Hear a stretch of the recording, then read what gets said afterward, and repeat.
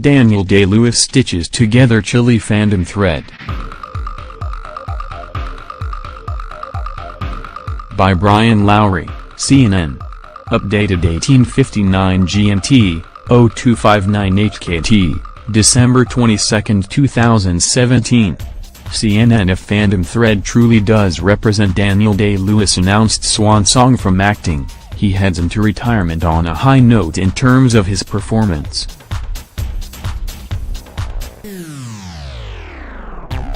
The movie itself, reuniting the star and director Paul Thomas Anderson, is a sumptuous but chilly affair, meticulously stitched together, but intriguing without being emotionally involving. In fact, the thumbnail review of the movie goes something like this: for those who worship at the cult of Anderson, and who swooned at the director and actor's last collaboration, there will be blood. Go buy tickets right now. Others who are more reserved in their admiration can probably wait until this almost claustrophobic film comes to a smaller, more convenient screen. It's the mid-1950s, and Day-Lewis plays Reynolds Woodcock. The name sounds like an old financial firm, an unbearably particular dress designer who caters to the London elite.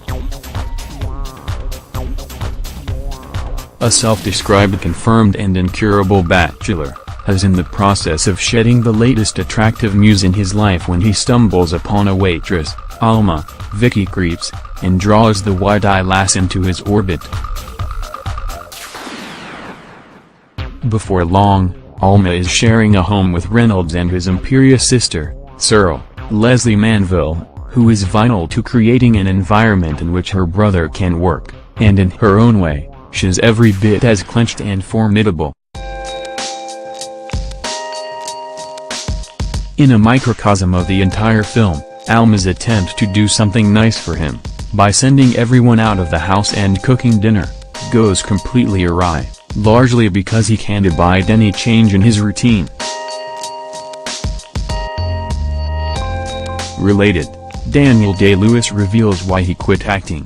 It is, in a way, a beautifully mounted indie film version of The Big Bang Theory, with Reynolds standing in for Sheldon, brilliant but extremely demanding when it comes to those around him.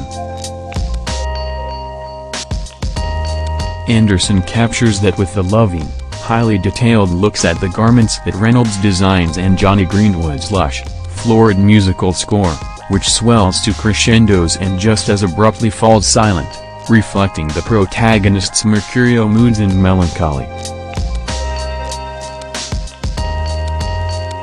Day-Lewis beautifully conveys all of this, capturing Reynolds' quiet tyranny in scenes when he can't even be bothered to raise his voice.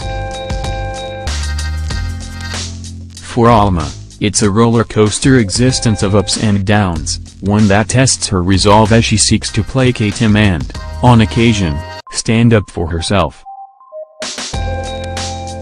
Still, this peculiar romance unfolds within such a narrow range that it's possible to find one's interest waning, inasmuch as it's difficult to forge much in attachment to anyone here. Part of that has to do with the fact we learn nothing of Alma's life before their chance encounter, which makes it difficult to tell what she's given up, or to what she might have to return. Anderson obviously embraces the ambiguity of that, and there's no denying that the director maintains an almost hypnotic tone, even in the soothing tenor of Day-Lewis' voice. Fandom thread has something in common with another film released this year, The More Off-Putting Mother, focusing as it does on the difficulty of becoming involved with an artist and, in essence, having to share them with the world.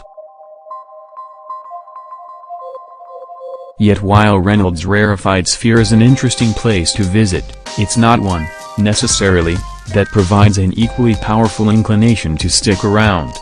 Fandom thread premieres December 25 in New York and Los Angeles and additional cities in January.